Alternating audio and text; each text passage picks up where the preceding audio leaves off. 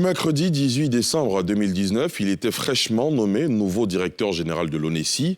2 ans après, aujourd'hui, 16 décembre 2021, il s'ouvre sans réserve, on l'espère, et devra répondre aux innombrables questions que se posent les Ivoiriens, notamment sur l'obtention de leur carte nationale d'identité. Dernièrement, l'ONESI, Office national de l'état civil et de l'identification qu'il dirige, annonçait la fin de la validité des cartes nationales d'identité produites en 2009 au 31 décembre 2021. Qu'en est-il de ces milliers d'Ivoiriens qui se plaignent de la lenteur dans le service?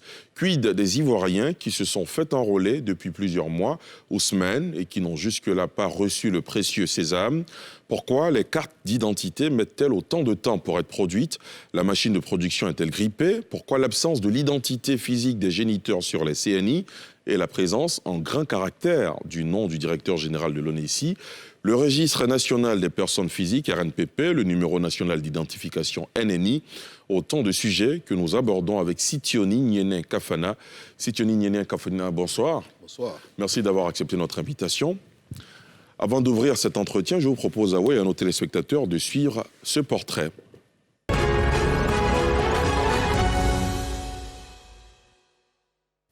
L'émission Sans réserve de ce soir reçoit le directeur général de l'ONESI, Office national de l'état civil et de l'identification de Côte d'Ivoire, Kafana Sitiony. Depuis 2019, il est à la tête de la structure étatique en charge de l'élaboration et de la mise en œuvre du registre national des personnes physiques, RNPP, de la modernisation de l'état civil, de la gestion des flux migratoires, de la production des titres d'identification sécurisés et de garantir l'intégrité des données, leur confidentialité, leur traçabilité et leur disponibilité. Titulaire d'un Master of Business Administration, spécialisé en management de TIC, d'un bachelor en télécommunications obtenu aux États-Unis, le directeur général de l'ONESI a à son actif plusieurs expériences dans différentes structures du secteur public et privé, entre autres conseiller technique au ministère de l'économie numérique et de la Poste de 2018 à 2019, sous-directeur projet et administration des réseaux au sein de l'ARTCI, Autorité de régulation des télécommunications TIC de Côte d'Ivoire de 2017 à juin 2018. À la présidence de la République de Côte d'Ivoire, il a été le responsable normes et sécurité du système d'information de 2011 à 2014. À partir du 1er janvier 2022, les cartes nationales d'identité produites en 2009 ne seront plus valables. Quelles sont les dispositions à prendre? Quel est le point sur la production des cartes nationales d'identité? Pourquoi beaucoup d'Ivoiriens n'ont pas encore reçu leur CNI? Pourquoi autant de retard dans la délivrance de ce précieux document? Telles sont autant de préoccupations auxquelles répondront le premier responsable de l'ONESI, sans réserve. Monsieur le directeur général, cela fait 2 ans exactement que vous êtes à la tête de l'ONESI. Comment vous vous portez? Comment se porte l'organisation aujourd'hui? Je peux dire que l'organisation aujourd'hui se porte mieux, nettement mieux. Mieux par rapport à quoi? Quand on dit mieux, c'est qu'il y a une situation antérieure qui n'était pas au beau fixe. Tout à fait. Tout à fait. Il faut dire que cela fait effectivement 2 ans. 2 ans que j'ai pris fonction. Et à mon arrivée, il fallait justement, juste quelques jours après, lancer l'opération nationale d'identification pour le renouvellement des titres de 2009. Alors, elle se porte mieux parce qu'aujourd'hui, nous sommes arrivés à un point où les cartes, aujourd'hui, arrivent à être produites en moins de 45 jours, en ce qui concerne le renouvellement. Et donc, il y a eu de grandes évolutions en ce qui concerne notre dispositif, et donc, dont nous sommes fiers d'ailleurs. Et donc, c'est pour ça que je disais qu'elle se porte mieux. Heureusement, si la machine s'est améliorée entre-temps, vous nous le direz, heureusement. Est-ce que vous entendez ces milliers, ces millions d'Ivoiriens qui nous suivent ce soir, qui se disent « Ah tiens, je me suis fait enrôler, cela fait 6 mois, cela fait 8 mois, je n'ai pas encore reçu ma carte d'identité ». Est-ce que vous partagez leur peine? Absolument. Absolument, nous partageons leur peine. Parce que lorsqu'on se fait enrôler justement pour une carte d'identité, on espère pouvoir l'avoir dans les délais requis. Dans le cas d'espèce, il s'agissait d'un délai de 45 jours, qui, bien entendu, au début de l'opération, n'était pas respecté. Donc nous sommes totalement d'avis avec eux. Une chose est de partager leur peine, d'être d'avis avec eux, mais une autre chose est de tout mettre en œuvre pour qu'ils aient leur carte d'identité. Absolument. C'est exactement ce que nous avons fait. C'est ce que vous avez fait. Aujourd'hui, plus aucun Ivoirien qui s'est fait enrôler il y a 6 mois, il y a 8 mois, n'a pas encore reçu sa carte d'identité. C'est ce que vous nous dites ce soir? Non, je ne dirais pas que tous les Ivoiriens ont leur carte d'identité. Ce que je peux dire aujourd'hui, c'est que ceux qui se font enrôler, en tout cas depuis le début de cette année, le constat nous montre en tout cas que les cartes sont délivrées en tout cas en moins de 45 jours. Alors bien entendu, nous avons eu des difficultés au début de l'opération. Il s'agit ici d'une opération de mise en œuvre d'un registre national des personnes physiques. Dont on va parler. Dont on va parler.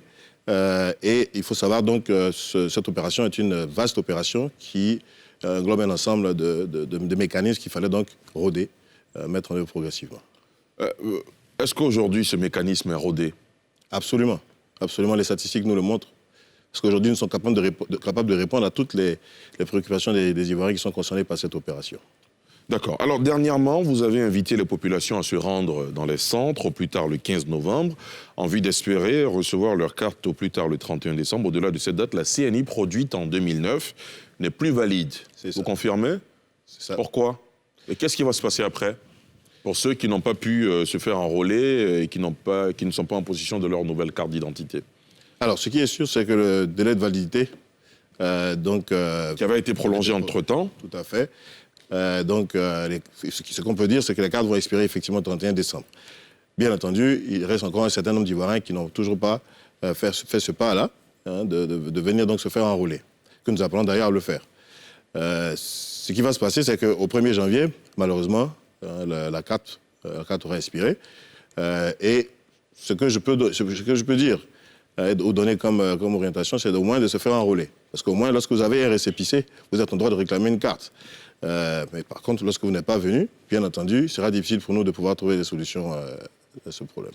Alors, quand on a annoncé que vous étiez l'invité de cette émission, plusieurs réactions ont été observées sur nos réseaux sociaux notamment, plusieurs témoignages également. J'en ai retenu 2. Une dame qui dit qu'elle a fait sa carte d'identité, cela fait 8 mois, elle n'a toujours pas reçu. Un autre qui dit qu'il s'est fait enrôler en janvier 2021. Et jusqu'à ce jour, il n'a pas reçu sa carte. Qu'est-ce que vous leur répondez ce soir? Alors, ce que je pourrais leur dire, c'est de se rapprocher de nos services. Se rapprocher de nos services, soit à travers donc, notre call center, ils peuvent appeler le 1340, ou même se rapprocher de notre centre d'enrôlement, afin donc de pouvoir vérifier donc, le statut de leur carte. Ou même aller en ligne sur onesi.ci, parce que nous avons un dispositif que nous avons mis en place qui permet de vérifier le statut. Pourquoi est-ce que je dis cela? Parce que, justement, les cas peuvent varier. Il s'agit déjà, il faut que nous sachions s'il s'agit d'un cas de nouvelle demande ou un cas de renouvellement. S'il s'agit d'un cas de renouvellement, je serais étonné de savoir que ces cartes n'ont pas été produites. Parce que les cas de renouvellement, aujourd'hui, c'est moins de 45 jours. Dans la plupart des cas, en 3 semaines, les cartes sont produites. Ce que vous nous dites, c'est que ce sont les demandeurs de nouvelles cartes, ce sont ces demandes-là qui mettent plus de temps que les renouvellements. Tout à fait, tout à fait. Les premières demandes de titres, comme je tiens à le rappeler, restent des demandes de titres. Lorsque vous demandez un titre, cela ne vous garantit pas l'obtention de la carte. Parce que nous devons procéder à des vérifications préalables avant de vous produire votre carte. Vous savez bien que lorsque vous enrôlez pour une nouvelle carte d'identité, vous devez produire un certificat de nationalité et un extrait de naissance. Ce n'est pas l'ONICI qui produit ces documents. Nous sommes donc obligés. Nous avons donc l'obligation de faire vérifier l'authenticité de ces documents-là. Et ce processus-là, quelquefois, prend du temps, parce que nous devons donc nous diriger vers les entités qui l'ont produit. Et donc, tant que nous n'avons pas l'assurance que ces documents sont authentiques, nous ne pourrons pas les produire. Donc c'est ce qui justifie les longs délais d'attente souvent au niveau des nouvelles demandes. Mais des mécanismes sont en train d'être mis en œuvre pour essayer donc d'accélérer ce processus-là. Nous avons mis divers processus en œuvre et nous pensons donc que cela sera accéléré. En ce qui concerne le renouvellement, je tiens à mentionner que s'il s'agit d'un cas de renouvellement, il y a de fortes chances que ces personnes soient concernées par des corrections. C'est-à-dire? Des corrections parce que lors de la mise en œuvre donc, de ce programme que nous mettons en œuvre, le registre national des personnes physiques, il faut savoir que un certain nombre d'informations sont collectées, notamment des informations au-delà de la biométrie qui est collectée. Nous collectons des informations alphanumériques précises sur l'individu.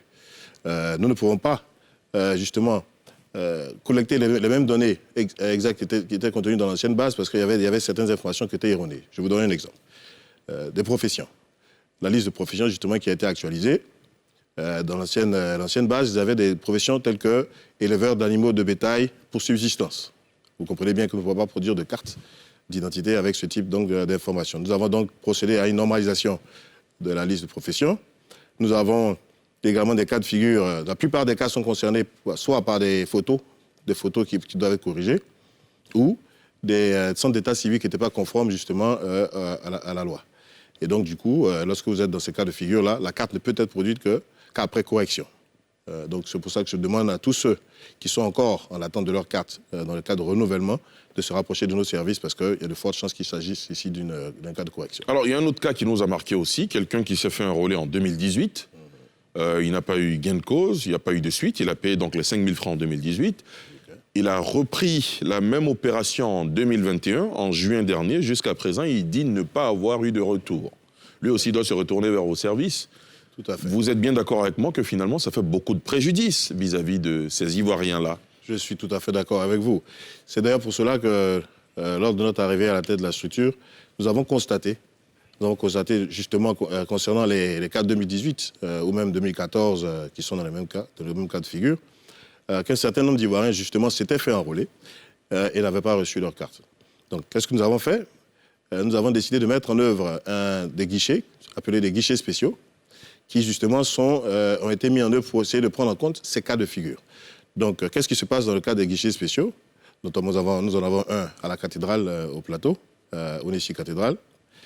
Il s'agit ici pour nous de remettre aux pétitionnaires qui n'avaient jamais récupéré leur carte, donc de créer ce mécanisme qui leur permet de pouvoir justement bénéficier donc de leur carte. Parce qu'il faut savoir qu'à notre arrivée, il y avait plus de 500 000 cartes qui étaient disponibles, qui n'avaient jamais été distribuées. Donc un certain nombre d'Ivoiriens sont concernés justement par ce type de retrait-là. Donc nous facilitons donc, la distribution de ces cartes-là. Et également, nous procédons à l'enrôlement sur le nouveau système, parce qu'il faut savoir que nous avons deux systèmes. L'ancien système n'est plus fonctionnel. Le nouveau système qui permet la production donc, de la carte nationale d'identité biométrique a un certain nombre d'exigences. Et lorsque vous êtes dans ce cas de figure, ce que nous faisons, c'est que nous vous permettons de vous enrôler sous le nouveau système afin de pouvoir bénéficier de la nouvelle carte nationale d'identité biométrique. Donc ces guichets-là ont été mis en œuvre pour cela. Alors, dans le cas de figure que vous évoquez, si c'est fait réenrôler effectivement en 2020, alors c'est probablement une nouvelle demande de titre. Une nouvelle demande de titre, ce cas spécifique donc, que je viens d'évoquer, probablement que ce dossier est en authentification. Est-ce que c'est normal que l'authentification prenne autant de temps? Alors, est-ce que c'est normal? Je dirais non, mais dans la situation dans laquelle nous sommes, nous ne pouvons pas faire autrement. Vous savez, il n'y a pas de base de données qui centralise, une base de données informatisée qui centralise toutes les données, que ce soit au niveau donc, des tribunaux ou au niveau donc, des centres d'état civil. D'ailleurs, au niveau des centres d'état civil, cela fait partie donc, de cette modernisation-là que nous avons démarré.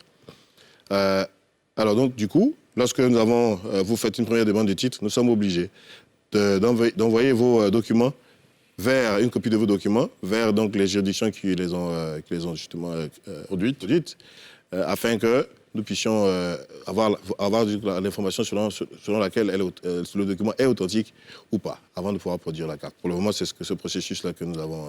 On ne peut pas arriver à une sorte de guichet unique où le contrôle est fait sur place chez vous pour faciliter les choses?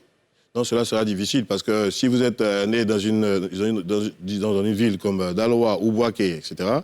On a la nouvelle technologie de l'information aujourd'hui. Oui, mais justement, cette technologie existe, mais il n'y a pas pour le moment une base qui centralise tout cela. Il y a des actions qui sont mises en œuvre actuellement avec le ministère de la Justice pour justement essayer de régler ce problème, mais pour le moment, c'est le processus que nous avons. D'accord. Alors, parlons de délai. Vous dites pour le renouvellement, c'est au maximum 3 semaines. Oui, le délai normal de production est de 45 jours, tel que spécifié sur le récépissé. Et pour les nouvelles demandes? Mais pour les nouvelles demandes, c'est 45 jours. C'est aussi 45 jours. 45 jours, dès lors où le système, bien entendu, arrive à maturation. Alors, j'aimerais qu'on parle de chiffres. Depuis le début de l'opération d'enrôlement, ce sont près de 3,5 millions de pétitionnaires qui ont été enrôlés, plus de 2,2 millions de CNI produits, dont 1,7 million retirés environ. Vous confirmez ces chiffres? Non, ces chiffres ont évolué. Ont évolué? Dites-nous. Nous sommes aujourd'hui à 3 millions, un peu plus de 3 700 000 cartes. 3 700 000 enrôlements. 2 400 000 environ cartes produites. Et environ 2 millions de cartes retirées. Donc autour de 80% de taux de retrait. D'accord. Les Ivoiriens, c'est vrai qu'il y a un nouveau recensement général de la population qui vient de se terminer. Alors, avant ce recensement, la population était estimée à environ un peu plus de 20 millions de personnes. Sur un peu plus de 20 millions, vous en avez enrôlé 3 700 000. Il y a un gap important à combler. Oui, tout à fait. Tout à fait, mais l'objectif n'était pas d'enrôler... C'est quoi l'objectif qui vous a été fixé? Alors, concernant cette opération en particulier, il s'agit de renouveler les titres de 2009. Et de mettre en place déjà un système qui permet de produire des titres régaliens dans les délais requis. Donc, le projet RNPP vient à peine de démarrer il y a 2 ans. Et donc, c'est un processus qui se met en place progressivement. Donc, à terme, bien entendu, l'objectif est d'identifier toutes les populations vivant ou de passage en Côte d'Ivoire, mais cela ne peut pas se faire en 2 ans. Je pense que vous comprenez bien que ce n'est pas possible.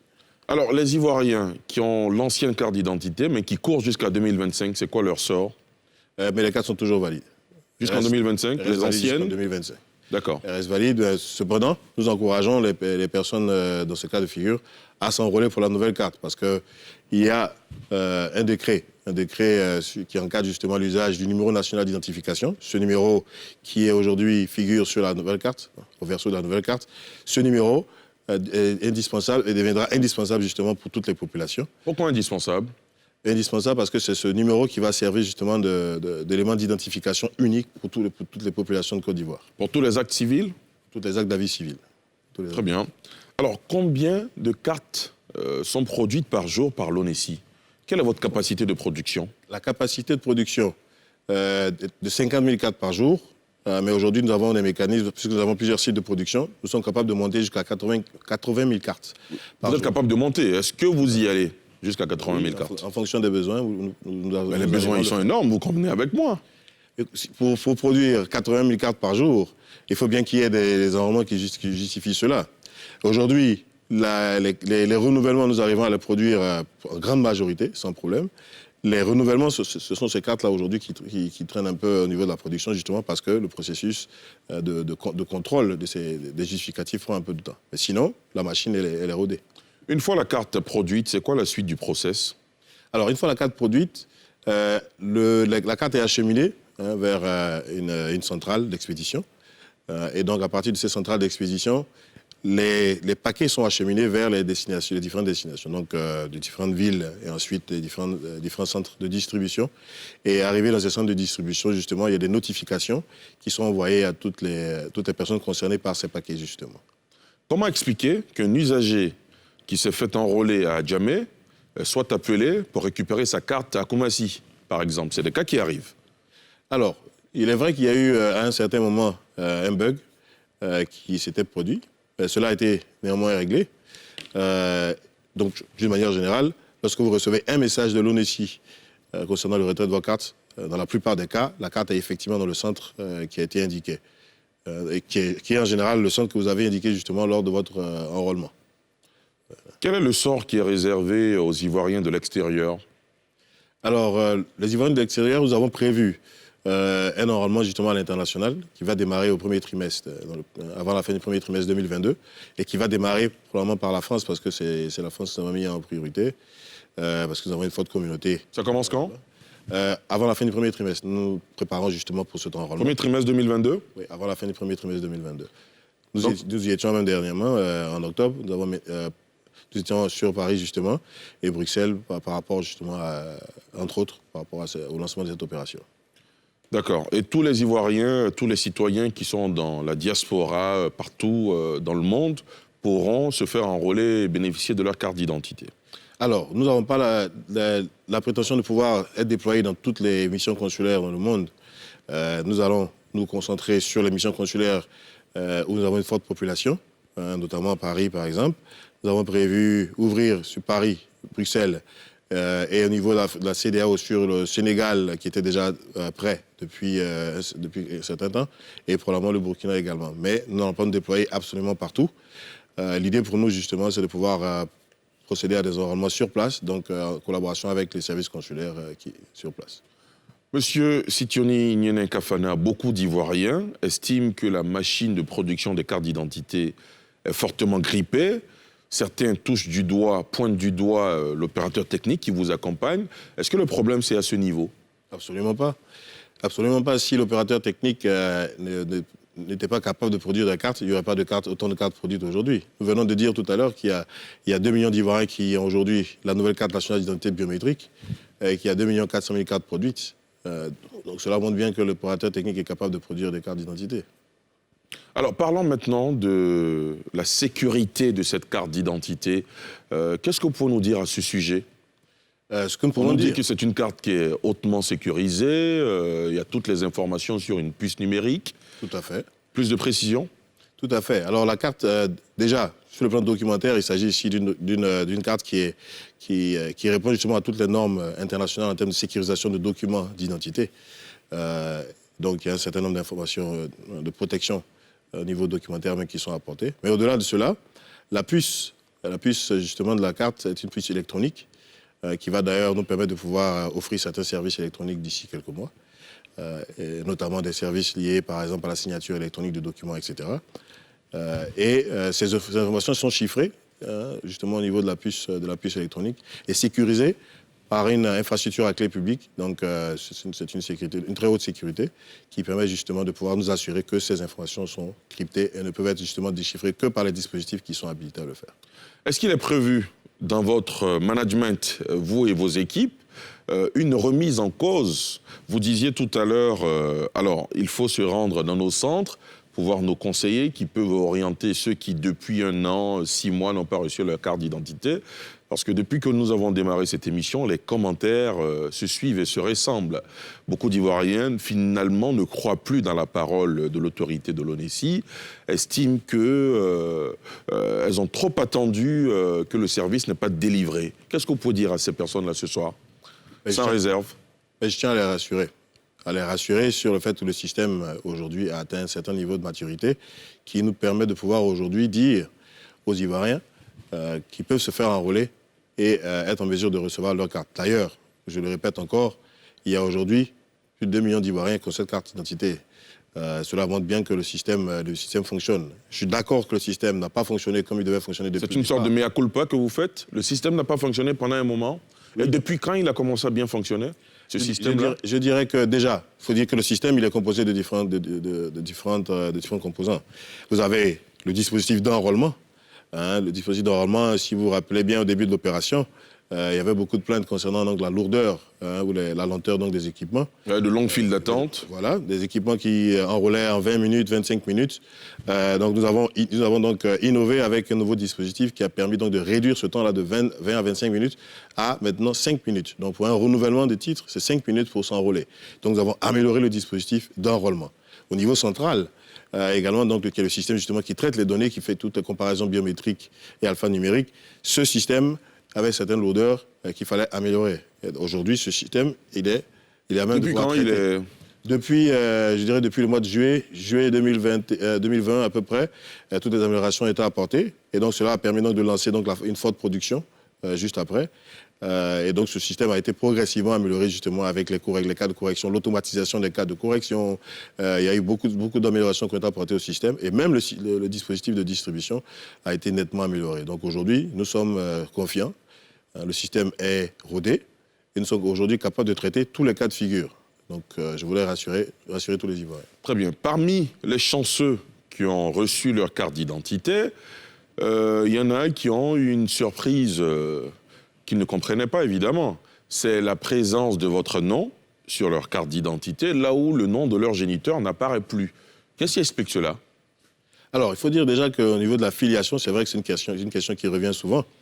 Au niveau de la filiation, ce que nous pouvons dire déjà, il faut savoir que l'initiative donc, de la nouvelle carte nationale d'identité, du format de la nouvelle carte nationale d'identité, ne relève pas de l'ONESI. Déjà, il faut savoir que cette carte a été instituée à la suite donc d'une conférence des chefs d'État à la CEDEAO en 2014. Au sortir donc de cette conférence-là, il avait été demandé donc à tous les États de la CEDEAO de mettre en œuvre cette nouvelle carte nationale d'identité biométrique à partir de 2016. Donc certains ont déjà commencé à le faire. Le Sénégal, le Ghana ont déjà donc en circulation cette nouvelle carte nationale d'identité. La Côte d'Ivoire également. Et il faut savoir également que cette carte elle est encadrée par des textes au plan local. Donc nous avons notamment une loi instituant la nouvelle carte nationale d'identité biométrique, la loi 2019-566. Nous avons un décret justement qui découle donc de cette loi-là, le décret 2019-945. Et ce décret-là, justement, encadre les mentions, justement, qui doivent figurer sur cette carte. Donc, le nom, notamment l'affiliation, le cas de l'affiliation, justement, est traité donc au niveau donc, de ce décret. Donc, ce n'est pas une invention de l'ONESI. Nous ne faisons que respecter exactement les prescriptions. Vous êtes d'accord avec moi que quand un citoyen récupère sa carte d'identité, il aimerait, comme cela se faisait par le passé, avoir le nom de ses géniteurs sur sa carte? Oui, je suis d'accord, mais alors ce qu'il faut dire, je tiens à rassurer déjà les Ivoiriens, c'est une question qui revient souvent. Cela me donne donc l'opportunité de pouvoir clarifier cela. Bien sûr, dites-nous sans réserve. Il faut dire que l'affiliation, au niveau sur les anciennes cartes, elle était nécessaire parce qu'à l'époque, nous n'avions pas justement le dispositif que nous avons aujourd'hui. Donc, notamment le numéro national d'identification et toute la sécurité donc, justement liée à la carte. Pour distinguer deux individus, il vous faut en général des informations telles que le nom, le prénom, la date de naissance, le lieu de naissance, la photo. Auparavant, il y avait l'affiliation. Aujourd'hui, vous avez le numéro national d'identification, qui est unique à tous les individus, à chaque individu. Et donc, il est impossible de confondre deux individus avec ces informations. Néanmoins, l'affiliation est effectivement contenue dans la puce. Elle n'est pas visible parce que, justement, les textes ont évolué. Au niveau international, nous avons des lois qui protègent les données à caractère personnel. Nous avons notamment, dans le cas de la Côte d'Ivoire, la loi 2013-450, qui, justement, qui a permis donc, de pouvoir instituer un principe qui s'appelle le principe de proportionnalité. Cela veut dire que les données que nous collectons lors d'une opération, ces données-là doivent être pertinentes, adéquates et suffisantes. Elles doivent être suffisantes. Notamment dans le cas d'espèces, les données qui figurent sur la carte, ces informations elles sont largement suffisantes pour identifier un individu. Donc désormais, le nom de nos pères et de nos mères sont contenus dans la puce, et le nom qu'on a sur la carte au verso, c'est le nom du directeur général de l'ONESI. Qui est l'autorité qui signe le document, comme ça se fait justement pour un passeport, comme ça se fait justement sur votre extrait de naissance. Je dirais même un billet de banque est signé par le gouverneur de la banque. Est-ce qu'il vous revient que des agents de l'ONESI, des agents qui sont censés être bienveillants avec les Ivoiriens, pour les enrôler en vue de leur attribuer leur carte d'identité, se rendent souvent coupables d'actions malveillantes? Est-ce qu'il vous revient ces retours? Oui. Et est-ce que vous prenez des sanctions? Tout à fait. Cela est possible. Écoutez, dès lors où vous gérez des milliers d'agents sur le terrain, cela peut arriver. Les règles sont très strictes à nos niveaux, en tout cas, ce qui concerne donc les abus. Et donc, en cas d'abus, nous encourageons les populations à appeler notre centre d'appel et à porter plainte. Et nous adressons cela très, très vigoureusement. Alors, on en a parlé succinctement. L'opération d'enrôlement vient de prendre fin. Quel est le rapport, le lien entre cette opération et la mise en œuvre du RNPP? Alors, au niveau de l'opération d'enrôlement pour le recensement général de la population, est-ce qu'il y a un lien? Est-ce qu'il y a un lien entre le recensement, le RNPP ou le NNI? Non, il faut dire qu'il s'agit ici de deux opérations totalement différentes. Deux opérations très importantes, mais différentes. Il n'y a aucun croisement? Non, parce que le recensement est une opération ponctuelle qui se mène sur quelques semaines et qui permet justement, dont l'objectif principal est de dénombrer les populations. Donc, on est bien d'accord. Voilà. Alors, le registre national des personnes physiques a pour vocation d'identifier de façon précise chaque individu. Donc, de grandes différences quand même existent à ce niveau-là. Pour identifier un individu, vous devez collecter ses données numériques, alphanumériques, mais également ses données biométriques. Un recensement ne collecte aucune donnée biométrique. Donc déjà, c'est une grande différence entre les deux processus-là. Et la construction d'un registre, elle se fait progressivement. Le registre est alimenté par l'état civil, est alimenté par les données d'identité, donc au niveau de la production des titres régaliens, etc. Donc il s'agit de deux objectifs ici différents. D'accord. Alors, le registre national des personnes physiques, vous nous en parlez un peu plus en profondeur? Oui, tout à fait. Alors, le registre national des personnes physiques, il faut dire que c'est l'essence même de l'ONESI. L'ONESI a pour vocation justement de créer, organiser, gérer et mettre à jour ce registre. Alors, de quoi s'agit-il? C'est quoi l'utilité de ce registre? Alors, ce registre a pour vocation de collecter, de centraliser toutes les données alphanumériques, biométriques et biographiques de toutes les populations vivant ou de passage en Côte d'Ivoire. Donc, il faut dire que ce registre est constitué de 3 registres principaux. Vous avez le registre d'identité, le registre de l'état civil et le registre des flux migratoires, qui sont tous liés par le numéro national d'identification, qui est ce lien unique là, qui permet d'identifier donc chaque individu dans ces différents registres. Donc le registre d'identité a pour vocation de produire les titres sécurisés, donc carte d'identité, carte de résident, carte de réfugié, etc. Le registre état civil permet justement de collecter tous les faits d'état civil, donc naissance, décès, mariage, etc. Donc nous collectons tous ces faits-là dans une base centralisée à travers donc des terminaux digitaux qui sont justement déployés déjà au niveau de Songon, là où je vous parle. Et donc le registre des flux migratoires qui à terme a pour vocation justement de pouvoir collecter les faits aux frontières. Et donc c'est tout cela donc qui est contenu donc, dans le registre national des personnes physiques. Sitiony Kafana Niene, est-ce que vous êtes prêt à répondre aux questions de nos internautes? Tout à fait. Ce sera juste après ceci. Alors, la première question avec le concours de la réalisation nous vient de Raymond Konan-Kwame qui dit « Expliquez-nous pourquoi la fabrication d'une simple pièce prend tout ce temps. » OK. Alors, ce que je tiens à dire... Expliquez-nous progressivement le process. Oui. Peut-être que vous l'avez déjà fait, mais... Alors, ce qu'il faut dire, c'est qu'il ne s'agit justement pas d'une simple pièce. C'est déjà la base, c'est déjà ça. Il est vrai qu'auparavant, il y avait des cartes qui étaient produites dans des commissariats, et cette question revient souvent. Ce que je tiens à dire, c'est qu'il ne s'agit pas de produire sur un masque de saisie, à partir d'un masque de saisie, des données alphanumériques, et produire et imprimer sur du PVC une carte que nous pouvons remettre à des personnes. Il s'agit ici d'une carte hautement sécurisée qui est un document de voyage. Donc il faut dire que... C'est une carte qui peut remplacer le passeport, c'est ce que vous dites? Oui, c'est une carte justement, comme je l'ai dit tout à l'heure, qui est issue d'une directive de la CEDEAO qui date de 2014 et qui a vocation... Donc on pourra utiliser pour voyager seulement dans l'espace CEDEAO? Dans l'espace CEDEAO. Au-delà? Oui, c'est déjà l'espace CEDEAO, il est quand même large. Mais c'est un document de voyage. Et d'ailleurs, si vous remarquez au verso de la carte, en bas, vous verrez une zone appelée zone MRZ qui est similaire à votre passeport, qui permet donc de pouvoir être lu justement, au passeport de pouvoir être lu donc, sur certains dispositifs aux frontières. Donc c'est un document de voyage. En plus, cette carte justement est une carte électronique. La Côte d'Ivoire fait partie des quelques pays dans le monde justement qui ont une carte aussi avancée, qui est une carte électronique hautement sécurisée, et qui va permettre donc certains usages, dont justement la signature électronique des documents, qui va permettre d'offrir des services de vérification d'identité à diverses entités. C'est une carte très avancée, donc il ne s'agit pas ici donc d'une simple carte en réalité. Très bien. On poursuit la série des questions des internautes avec Boraïma Soumaoro qui dit « Pourquoi devons-nous payer encore 5 000 francs lorsqu'il y a eu une erreur, même quand celle-ci est du fait des agents de l'ONESI ?» Alors, ce que je tiens à dire, je ne sais pas dans quel cas de figure nous nous trouvons ici spécifiquement. Alors, je vous explique rapidement.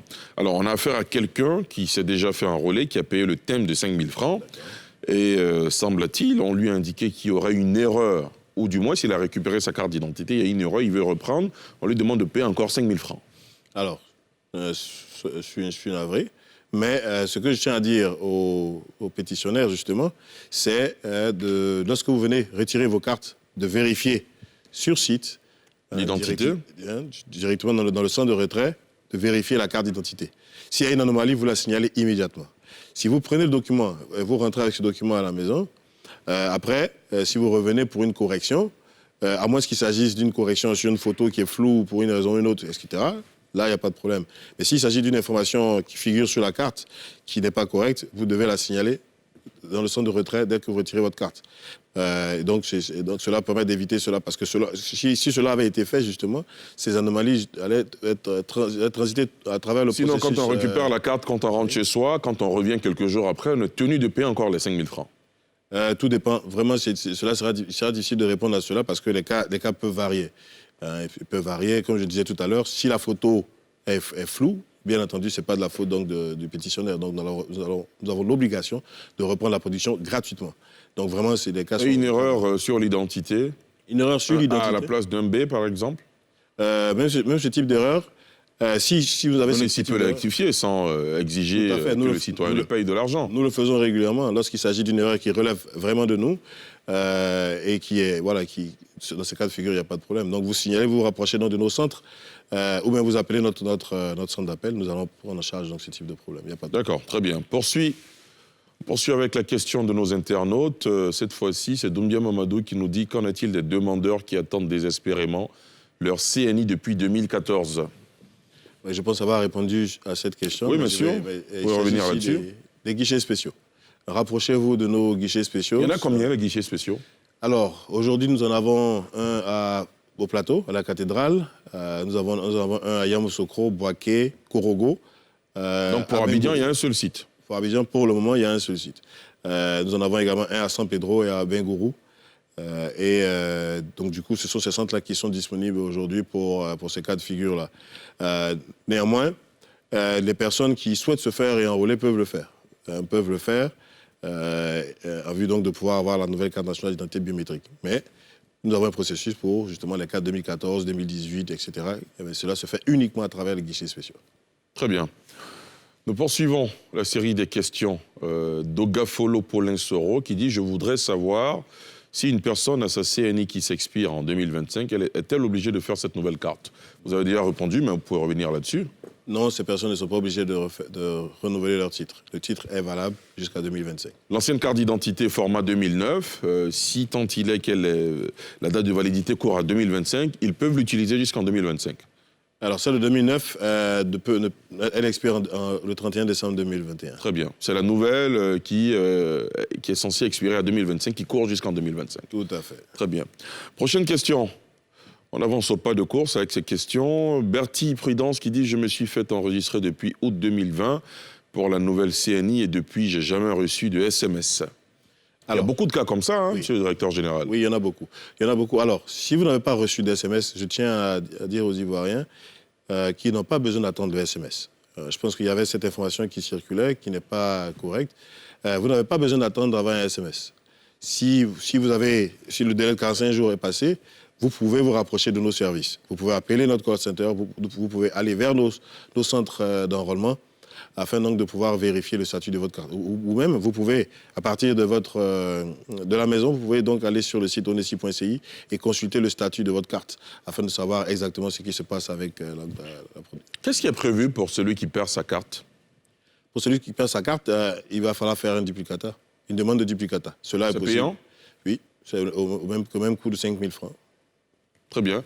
La toute dernière question d'internaute qui nous dit: comment fait-on pour voir la filiation sur la nouvelle CNI? Romaric, mais c'est une question à laquelle vous avez déjà répondu. Peut-être un mot là-dessus. Alors la filiation, pour le moment, le pétitionnaire ne peut pas la consulter puisqu'il faut un dispositif particulier pour pouvoir vérifier donc la filiation. Mais je tiens à les rassurer justement que le dispositif est en train d'évoluer.